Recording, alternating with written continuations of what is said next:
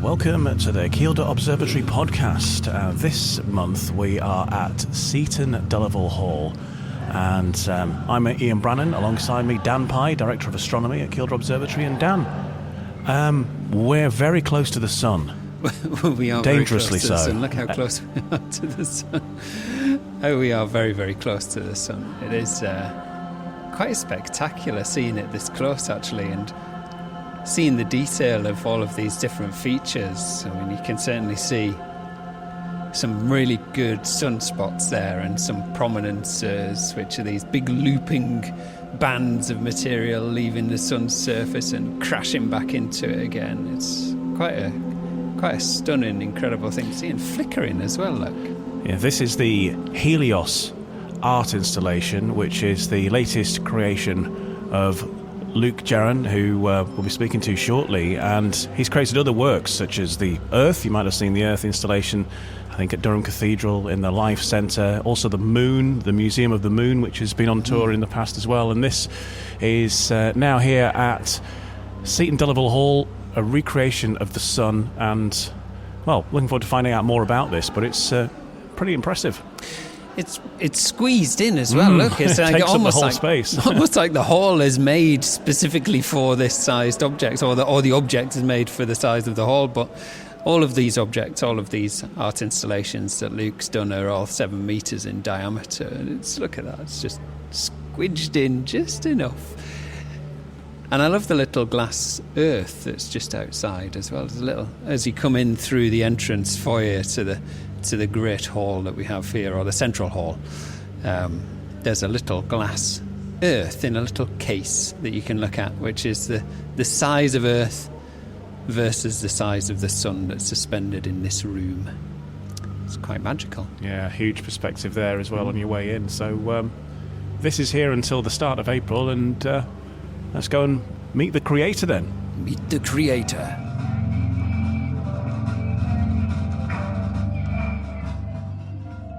Luke, take us back to the beginning, because you are responsible for many different artworks that have been to the Northeast and around the United Kingdom as well, showcasing different things. Obviously, we move on to the sun now, but you've covered the Earth and the Moon and Mars and many others. How did this idea come around? Because people will have seen your installations, I'm sure, your works.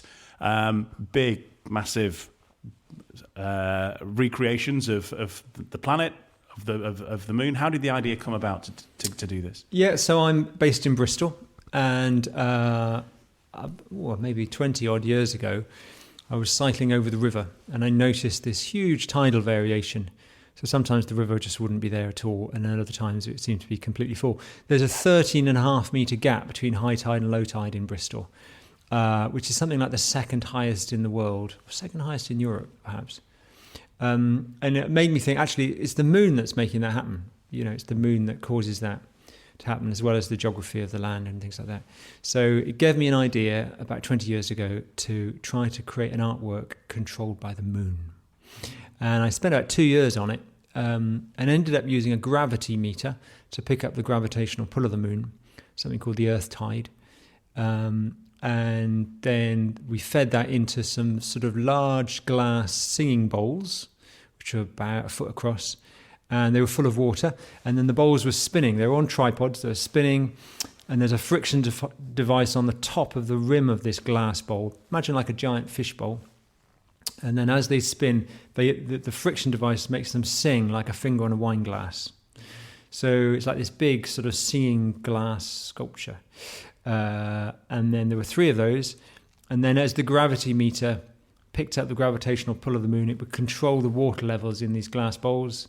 And that changed the pitch of the notes that were produced. So it was almost like a kind of singing astronomical clock. And it took me 2 years to make. And we toured it around sort of science museums and things like that. But it was at that point, as part of the development of that, I thought, wouldn't it be nice to actually make a replica moon?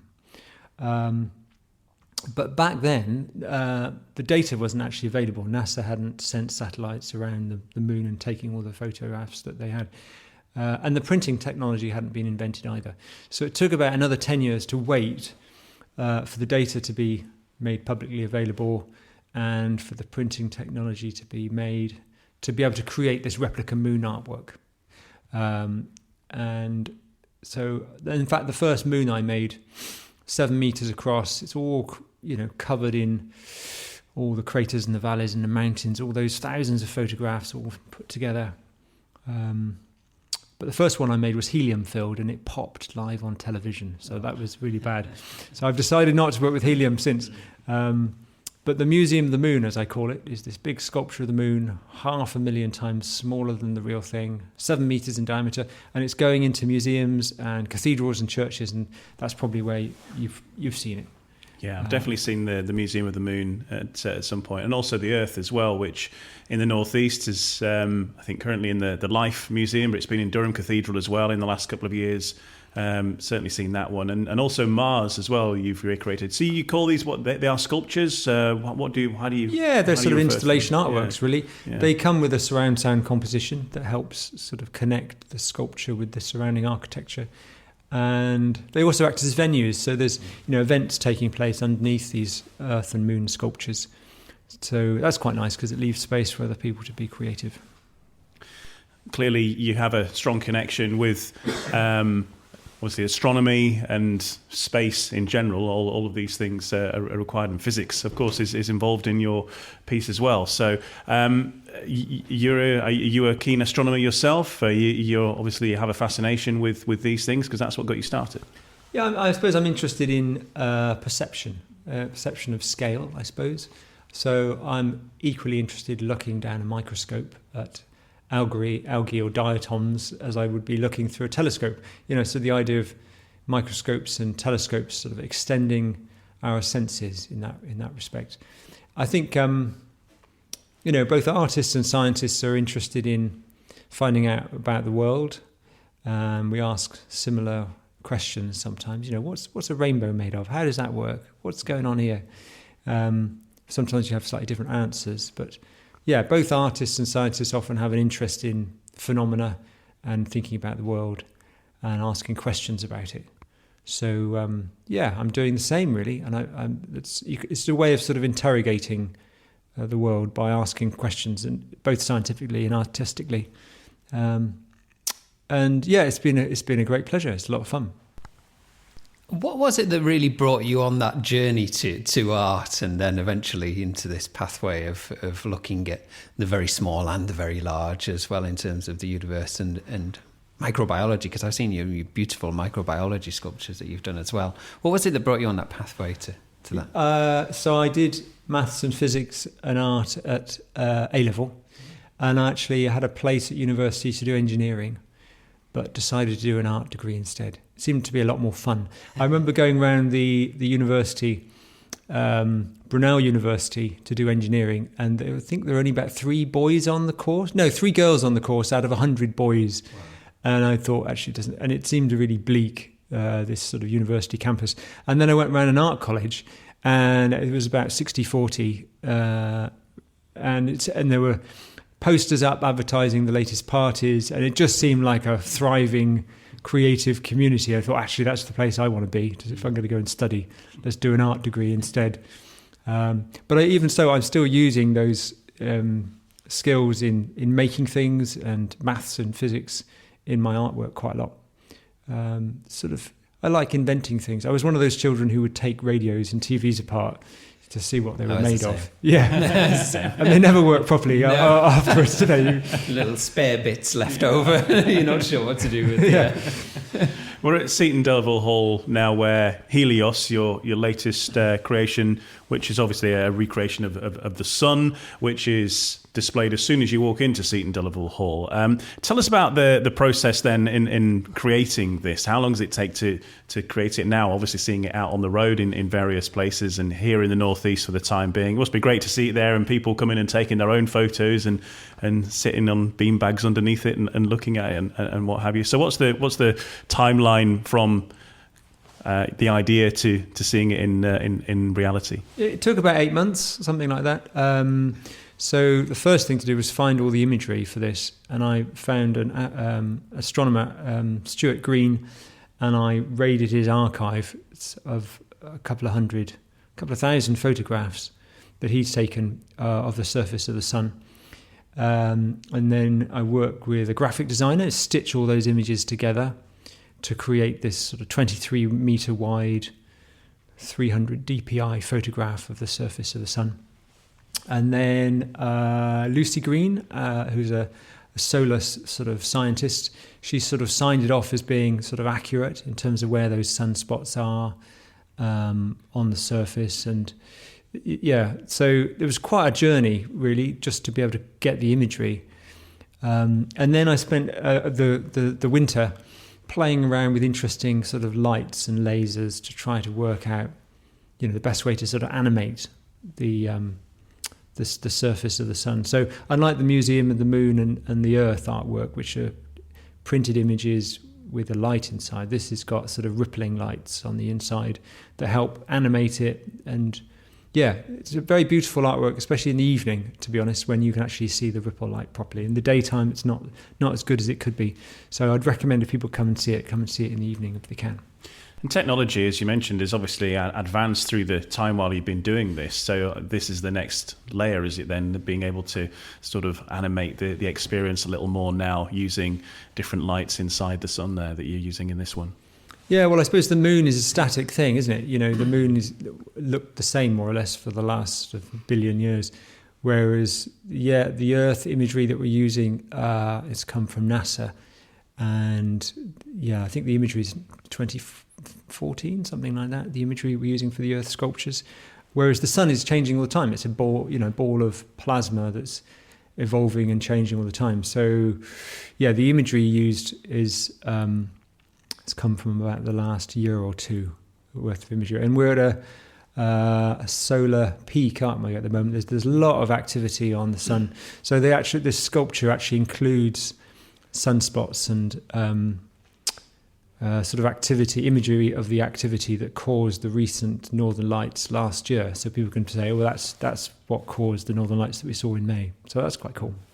Yeah, we love a bit of aurora at Kielder. Yeah, we do. Yeah, and that was going to be my next question, actually, was when is this imagery from? Because, of course, the sun changes on a very daily basis. It's constantly changing. But that's amazing to know that it's within the last year or so that this imagery is from, because it is a really interesting thing right now. I guess my next question is really about what you hope people go away feeling when they've experienced Helios. What is that feeling that you're trying to instill in people? I suppose it's a sense of awe and wonder, isn't it? In the exhibition, I've installed a little glass sculpture of the Earth, which is about 6 centimetres across, and that's on a plinth just outside of the room, and that's the right scale of the Earth in relation to the sun artwork that's here. So people get slightly freaked out when they just see how small and insignificant we are in relation to the sun. So that's really nice. So a sense of our place in the universe, I suppose, is the important thing. Scale is always the thing, I think, that really opens people's minds up to how tiny and insignificant we are here on Earth. Particularly when we start our events at the observatory, we kind of work our way out with scale and stuff. And I was doing a little bit of maths before I came, and I'd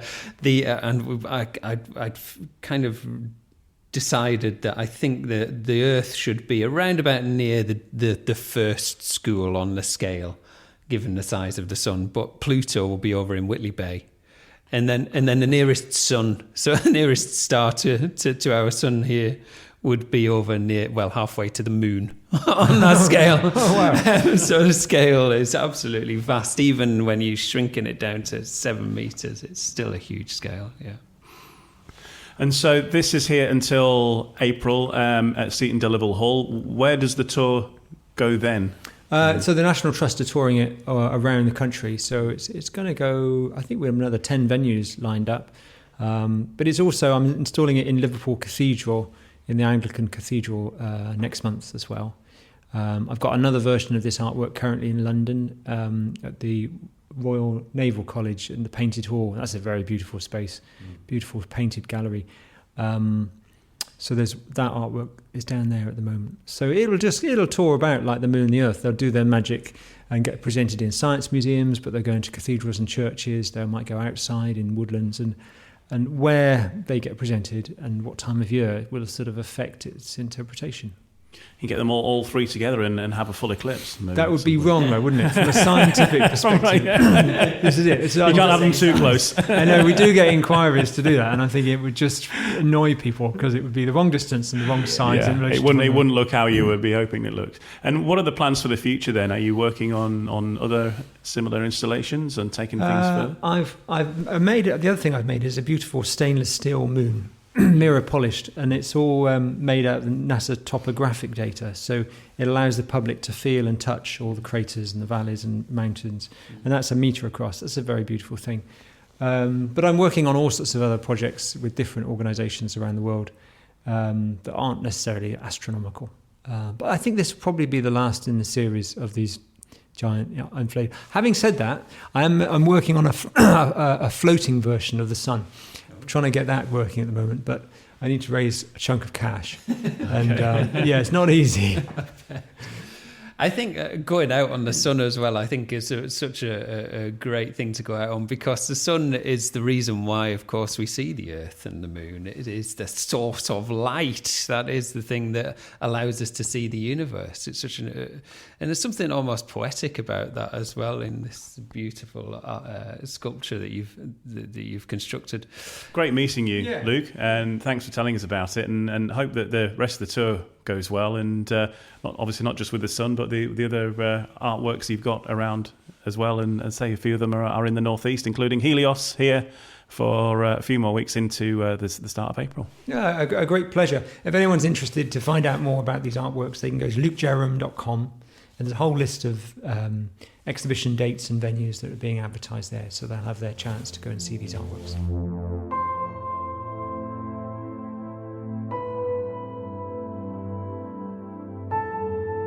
Our thanks to Luke then. Myself and Dan Pye are outside Seaton Delaval Hall now on a gloriously sunny March but chilly day. Yeah, you can certainly feel the sun that's in the sky right now. I feel like sort of on the set of This Is Our Grand Palace where we live, a bit like Downton Abbey, outside Seaton Delaval Hall. It's very grand surroundings. So we'll talk about what's happening heading into this next few weeks then, back end of March, start of April. Obviously, spring has sprung. The nights are starting to get shorter, I guess, and things are moving into that spring portion in the night sky. Yeah, by the end of May, everything's going to start to disappear for us. It's going to be too light to see the slightly more delicate features of the night sky, like galaxies and the Milky Way. And frustratingly, that's actually the best time of year to see the Milky Way, is when we start to head into June. It's at its highest point. We've got the core starting to rise, and that starts to disappear when we get into June. But if you are going on holiday this summer, then you could maybe go do some stargazing wherever you're going, particularly if you're going south. So if we're going to places like southern parts of Spain, even central Spain, down into places like Tenerife, then that's where the Milky Way is going to be best. Arguably, actually. Tenerife, if I was booking to go on holiday, would be where I would be wanting to go on holiday to see some nice night skies. It's probably one of the best night skies I think I've seen in Europe, in fact. Yeah, right, get yourself to Tenerife then if you're a stargazer and take in the best of the Milky Way. For us here, though, obviously the winter constellations will be starting to move out, and they do. I've certainly seen Venus quite bright lately. Yeah, Venus is starting to set now quite early on as well. We're going to start to lose Venus very soon. It's starting to move into a position whereby the sun will be behind it, and we may actually see this little ring of light surrounding the sun very briefly, just as it starts to get really close. Then it's going to cross our path between the sun and then it'll come out the other side, and then it'll be up in the nighttime sky. The morning sky. So we'll get it early on in the morning instead of late on at night, or early on at night rather. And then Jupiter right now is a really good position to spot. In fact, the other night when we were looking just there, we saw the great red spot. I've only seen it a couple of times. Wow, okay. But I saw a great red spot. It was really, really cool to see that. This is obviously through the telescope. Through the telescope, yeah, of course. But actually, interestingly, with Jupiter, I was doing some rabbit hole digging into the history of Of course, people like Galileo looking at Jupiter for the first time, seeing the moons around Jupiter. And it turns out that there was actually a fella in China who may have seen these moons before the invention of the telescope, about 2,000 years ago. And his name was, now I'm going to pronounce this wrong, but I think it's Gande, so Gande. And he is said to have seen that Jupiter had a companion star. Now, theoretically, you can see one of Jupiter's moons. You can see Jupiter's largest moon just next to Jupiter, theoretically. But because Jupiter's so bright, it's quite difficult to see because of the brightness of Jupiter, seeing something that's really quite dim next to it. Having said that, if you had a really dry sky a couple of thousand years ago and there was very little light pollution, maybe you did see. If you had amazing eyesight, maybe you did see. He's got cracking eyesight, hasn't he? But otherwise, if you want to see the moons of Jupiter, you're going to need a telescope or at least a very good pair of binoculars to start to resolve those. So, but a good time to see it right now. Partial solar eclipse, end of March. They don't happen that often, in particular to the dramatic scale of this one, but we've got the solar eclipse that's happening on the 29th of March. This is a partial solar eclipse, and this one is about 40% there or thereabouts. It's going to be blocked out of our sun. It's a great thing to see. We'll see the sun start to get a little bit dimmer for us, and what I would recommend doing is getting some eclipses. You can get these off of places like First Light Optics is a good place to go to find these. They're just a pair of glasses that you can put on and you can look directly at the sun with these on, because of course that is my biggest word of warning here, is do not look directly at the sun. You're probably not going to have a good day if you do that, because it's going to hurt your eyes. So what I would recommend doing is getting some of these eclipse glasses, or if you forget and you think, oh no, the eclipse is tomorrow and I forgot to get some eclipse glasses, get a colander. All right. Hold up your colander. In the shadow that is cast by the sun, you'll get all the little tiny holes of which the sunlight's passing through the colander, and you'll notice that the holes are not spherical. They'll start to appear as the So that's sun. use it to cast the shadow onto the ground through the colander. Don't look at the sun through a colander. Yeah. Because that will still damage your eyes. Yeah. Okay. Yeah. So don't look directly at the sun. Well, just put it out there. Just don't do that. Okay. But there are ways you can cast the shadow onto the ground. A colander being one. What else have we got this time of year? Galaxies, galaxies and galaxies. All about the galaxies. All about the galaxies. In fact, just last night, I was looking at the Whirlpool galaxy, because it was a beautiful night last night. And when the moon's not out, that's when galaxies are at their best. And the Whirlpool galaxy is at a part of the sky that we call the zenith, which is if you draw a line from beneath your feet right up out the top of your head up towards the top of the sky, that's the zenith for you. And it was around that region. Being there means we're looking through much less atmosphere, and so you get to see things in much better detail, much better clarity. You'll notice, actually, if you look on the horizon, stars are twinkling loads, but if you look above your head, they're not really twinkling much at all, because you're looking through much less atmosphere. And seeing the Whirlpool galaxy is a spectacular thing to see, because the images of it's these two galaxies which are merging together. One is kind of spiraling into the other one, and beautiful spiral arms. And it was drawn in the 1800s by the Lord Rosse using his big telescope. This beautiful spirally structure that we didn't know was a galaxy at the time. We didn't know until the early 20th century. But last night was the first time that I could clearly see the spiral arms coming away from this little tiny... Because it is really dim. I mean, this thing is tens of millions of light years away. And you got this little tiny bright nucleus, so tiny bright core where the supermassive black hole is, and then another one next to it, and then spiral arms coming off one of them, and then the other one is kind of like trapped in this spiral arm. How far away is this then? This is about 31 million light years away, so it's quite a distance away, which is interesting to think that even still that's not enough time to be able to go back in time and see the dinosaurs. No. So the light left that galaxy halfway between us and the time of the dinosaurs. Wow. but it's still really far away. Yeah, It kind of makes it trip, feel like isn't it? it's not too far away when we say that, but actually it is, because remember, 1 light year as a unit of measurement is close to about 6 trillion miles. So 6 trillion miles times 31 million, that's a fair distance. it's quite far. Yeah, you're going to need a packed lunch, that's for sure. So that's one to look out for. Hairy Eyebrow Galaxy, is that back yet? I know that's your favourite. It is, yep. So Virgo is in the sky right now, and the Hairy Eyebrow Galaxy is in its glory. Interestingly, I didn't look at it last night, and I really should have, but I was called and acutely aware that I had to be up early this morning, so I kind of ran away. But the Hairy Eyebrow Galaxy, good time of year to see that. That's in a region that we call the Bowl of Virgo. So Virgo actually has this kind of like bowl-like shape of stars.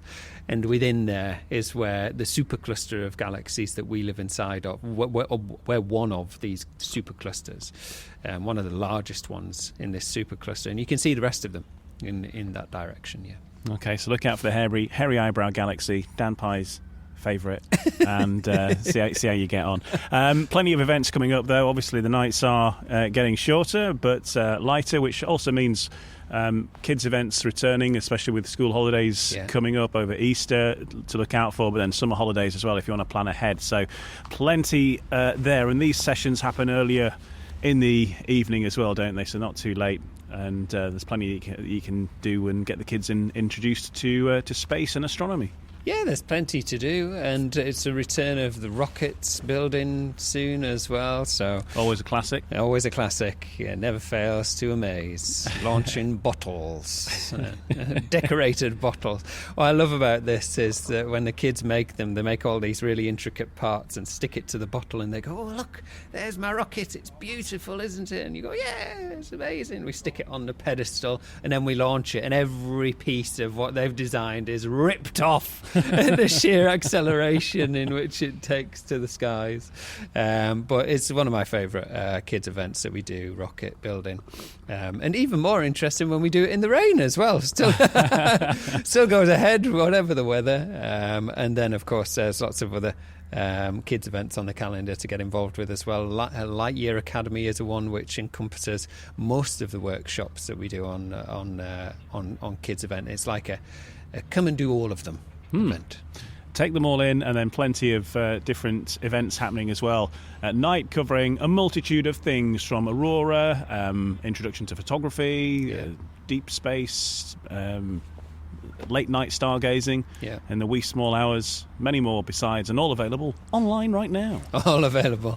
And we only close for a week over June as well. Around the solstice we'll be closing for our maintenance week, but around that we'll still be continuing with late night events put on at the darkest time of night, and which you may see things like noctilucent clouds. Oh, yes. Of course, when we get into May, this is when we get into noctilucent cloud season.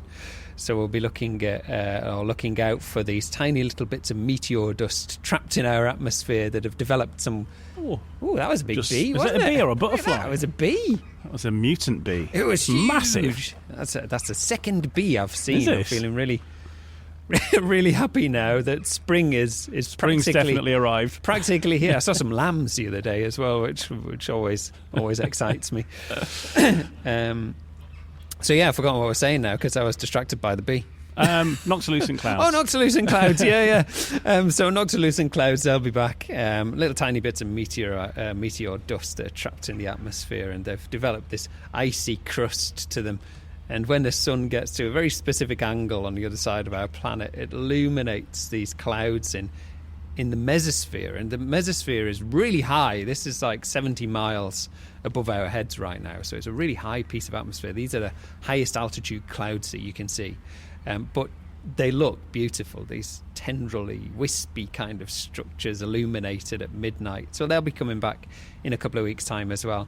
And there's still plenty of other things to see during the summertime. We've still got planets out. We've still got the moon out.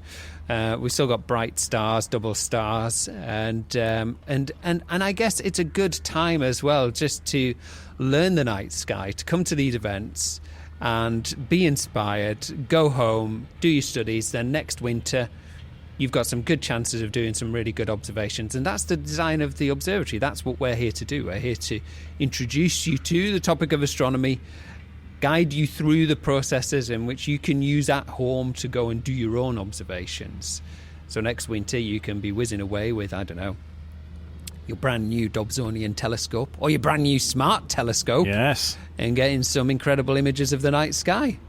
And this time of year as well, spring, we've been talking about this forever, it seems, solar maximums and what have you, but aurora, something to keep an eye on. Yeah, the aurora is still on the boil. This is the best time of year for aurora activity. Hasn't been as active. Listen to that. That's an aeroplane. What's that one? We are.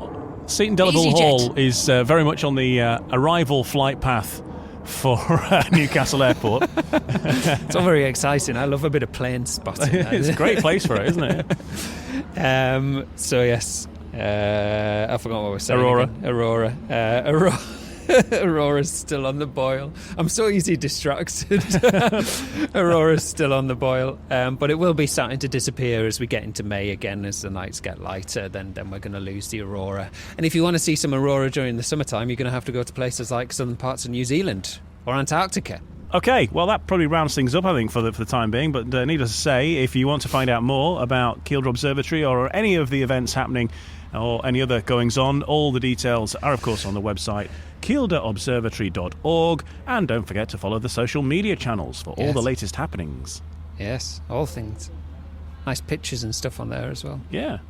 So, from Seaton Delaval Hall, where the sun is shining, and you can see the sun inside the building as well. Yeah, inside and outside. Look at that. It's bathed in sun. Come down and see Helios. That's there until the end of the first week of April.